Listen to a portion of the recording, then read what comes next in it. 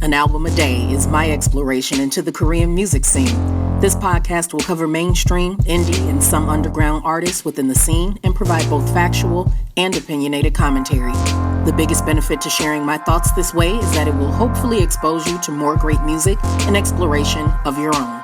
If there's one difficulty about hosting a podcast focused on experiencing music in group-named alphabetical order, it's having to withhold listening to basically anything to avoid developing a bias. Sure, this cannot be avoided with groups I've actively enjoyed listening to since I became a fan of Korean entertainment.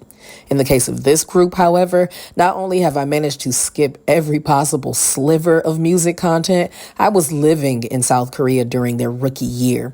Was my effort worth it? We'll find out together as the long-awaited exploration of KQ Entertainment's ATEEZ begins, right after the drop. You're tuned into an album a day. Show start. Hey y'all, this was a long time coming.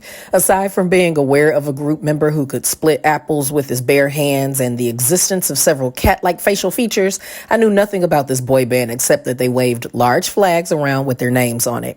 I have a friend who goes by the name of Aqua Brain Lives on Twitter who's waited patiently for years to educate me on the group, along with others, but as she puts it, these are her sons, so the motherly interest is likely high. KQ Entertainment houses this group specifically off the endearing strength of ATEEZ's leader, Kim Hong-jun, who submitted a letter and demo to the label due to his admiration of legendary group Block B. That group's influential leader, Woo Ji-ho, better known as Zico, and his group mates once existed in a space and time where their efforts and that of fellow B-named male groups Big Bang and disbanded group BAP birthed and walked the path that BTS has run towards historic heights.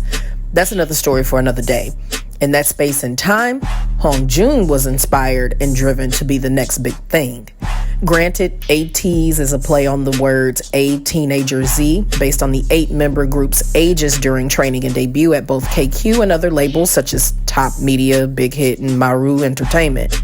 However, I'm inclined to believe that it also stands for a definition for teasing the industry like one would do hair, because they've gently pulled at the strands of what's always worked and separated those pieces into a commendable career of their own. Put that always in quotes. The effort put forth to avoid listening to their music, watching music videos, and dodging every live performance and appearance has been deeply intentional. I didn't want to become a fan with a bias and be unable to listen to their discography objectively. Though this hasn't impacted any past favorite groups, ATEEZ would be the first boy band I'd potentially fall head over heels for since NCT. It wasn't a risk worth taking.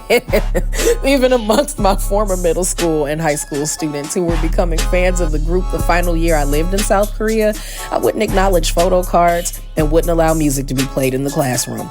I'm serious about my podcast and my aspirations of being your favorite foreign Korean music historian. Oh, but now, after all these years, it's time to let loose. Since their 2018 debut, ATEEZ has released 3 studio albums, 9 EPs, 12 singles, and have made 2 soundtrack appearances. They've released 19 music videos at the time of this podcast publication, and they've already had a re-release of one of their projects. Suffice it to say, the young men are working hard. Likewise, I've been working to end this extra long podcast season. Therefore, I will tackle at least 2 albums for each episode dedicated to the group. This allows me to acknowledge progression from project to project faster, as well as end this never-ending story. That is season 6 of an album a day. Jumping right into it. On October 24th, 2018, members Kim Hong-jun, Park Sung-hwa, Jung Yoon-ho, Kang Yo-sang, get it right, Choi San, Song Min-gi, Jung Woo-young, and Choi Jung-ho made their debut with Treasure Episode 1, All to Zero. The 6-track debut EP is just under 20 minutes long and announced to the world that the banner-waving Pirate Cat Boys had arrived. They followed that EP with a second 20-minute one, 0 to 1, on January 15, 2019. The debut album certainly establishes positive debut energy for the members of ATEEZ. The album explores hip-hop in its various genres, both fusion and derived, and paces well. At just under 20 minutes, it leaves you interested in hearing more. If the first album is telling listeners, we're here, Then the second one clearly says, we're not going anywhere. 0 to 1 feels mature and defined. You know who's doing what, and you know that at least one song is going to distort your facial expression and all. In fact, by this point, you've accepted Hongjoong as your leader and will provide all the catnip and or neck veins to the vampire. Not you, just me. Okay, K-pop fans, on a scale of 1 to 5, with 5 being essential listening and 1 not worth mentioning, the A3-Day rating for All to 0 is a 4.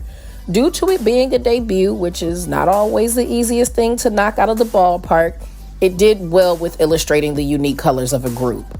The A3-Day rating for 0 to 1 is a 5. They sprinted towards a defined sound, and we'll look more into that, including the writing and production choices, before their discography concludes on the show. There's sponsored ads and social media hashtags, but this show is truly supported by the efforts of my Megwalas, the most amazing fan base a little entertainer could ever have. Special shout out to my Patreon patrons, the freshmen, student body, the scholars, and the staff who keep my vision of becoming your favorite foreign Korean music historian, exploring all the industry from A to Z, a real thing.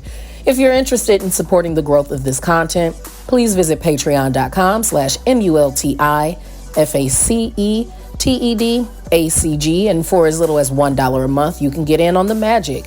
Interested in continuing your support at the free $99 price? I love you for it.